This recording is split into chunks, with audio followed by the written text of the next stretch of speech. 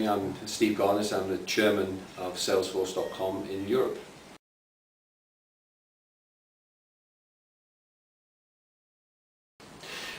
Well, we believe that the internet and the web is just changing every industry on the planet, and the software industry is no different.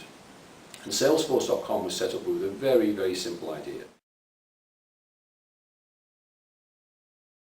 The idea was along the lines of, how is it that you and I as consumers can go onto the consumer web at the weekend and use products like Amazon or eBay or Yahoo or Google or iTunes and can do some fairly sophisticated things, and yet when you come into the office on a Monday morning, the business applications are so hard, they're so complex, they're so expensive.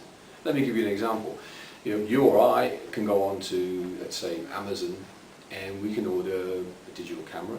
You can look at technical white papers, you can look at peer reviews, you can add accessories, you can have it gift wrapped, you can have it sent to your home address, your business address, and provided you've got a credit card, just about every 12-year-old child can do that. So why is it business applications are so hard? They should be a lot easier, and they should be easy to use, like Amazon or Google or iTunes and so on. And that was our idea, that was our vision. We started the company 9 years ago. And today we are tracking for $1 billion revenue business is our projections for this year, is what the Wall Street is expecting.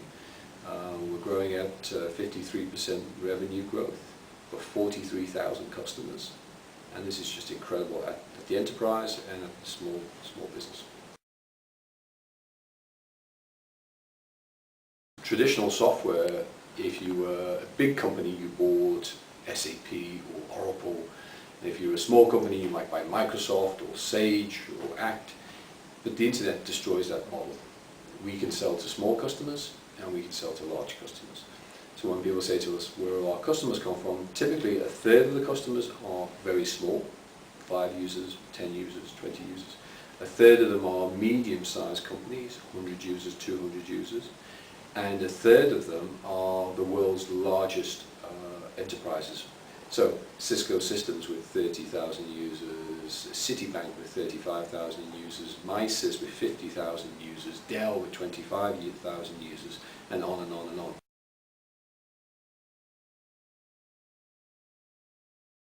Well, I'm going to be pretty radical, and I think it's the end of software.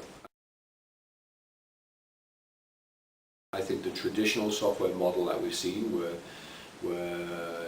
if you or I were starting a new software company, we typically start it in a garage and we write some software, we write it on an Oracle database or a SQL Server database, and we write it on Linux, and we take a copy and we put it onto a CD, and we go and find our first customer, we sell that customer on the software, we get some revenue, and we go and hire a couple of developers and some salespeople. That's over. That world is over. I don't think we will ever see another billion-dollar software company, traditional software company. I think it's over. It won't happen. Today, if you have a great idea as a software developer, you are not going to build it in the traditional software model. You're going to build it for the web. All the innovation is going on the web. Everything is going towards the web.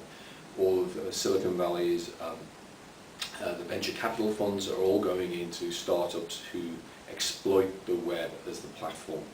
Nobody is building traditional software anymore. So we're going to see some radical changes in the software industry.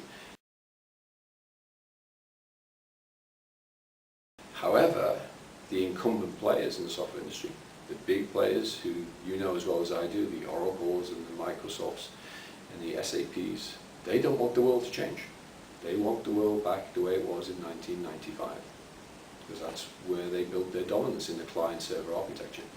But that's changing, and changing at such a phenomenal pace that I think, just like we saw 20 years ago when software shifted from the mainframe, from NVS, IBM computing to client-server, which spawned companies like Oracle and SAP and Microsoft.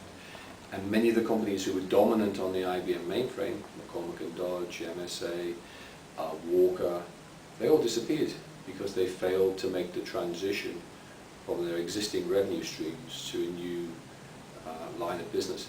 I think some companies will fail to move from client-server architecture to the web.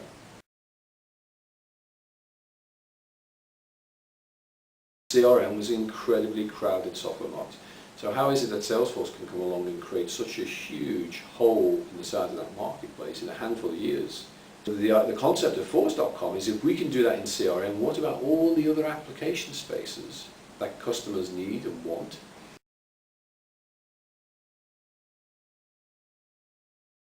So what we've done is externalize the tools that we built CRM in that application, and said to independent software vendors, ISVs, and also to our customers, here's the platform that we build and deliver Salesforce.com, the CRM application in.